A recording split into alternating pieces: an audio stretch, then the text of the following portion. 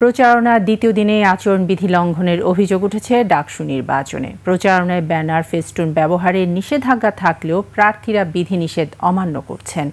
গত ২৪ ঘণ্টায় এসব অভিযোগের ব্যাপারে কোনো পদক্ষেপ না নেওয়ায় নির্বাচন কমিশনের ভূমিকা নিয়ে প্রশ্নও তুলছেন প্রার্থীরা। আপনার প্রিয় কাপড়ের যত্নে এলো এনজাইম সমৃদ্ধ Arik silver wash detergent powder ৫০০ গ্রাম মাত্র ৭০ টাকা। প্রিমার্ক। এদিকে গতকাল রাতে মহসিন হলে স্বতন্ত্র ভিপি প্রার্থী জালালের বিরুদ্ধে হত্যার হুমকি দেওয়ার অভিযোগে মামলা হয়েছে শাহবাগ থানায়। বাতিল করা হয় তার সিট।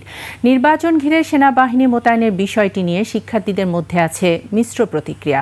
প্রার্থীদের একাংশের দাবি, এমন সিদ্ধান্ত নির্বাচনের পরিবেশের উপর ফেলতে পারে নেতিবাচক প্রভাব।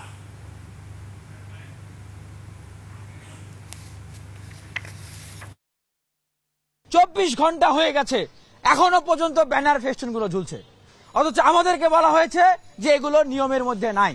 তাহলে কার প্রভাবের কারণে এই ফেস্টুন আপনি তুলতে পারতেছেন না? যে আমরা দেখছি যে বড় বড় যে প্যানেলগুলো আছে তারা প্রায় আচরণবিধি ভঙ্গ করছে, এবং তাদের দেখা দেখি এখন অনেক স্বতন্ত্র প্রার্থীরা হল পর্যায়ে যারা নেতৃবৃন্দ আছে তারাও এখন আচরণবিধি ভঙ্গ করছে।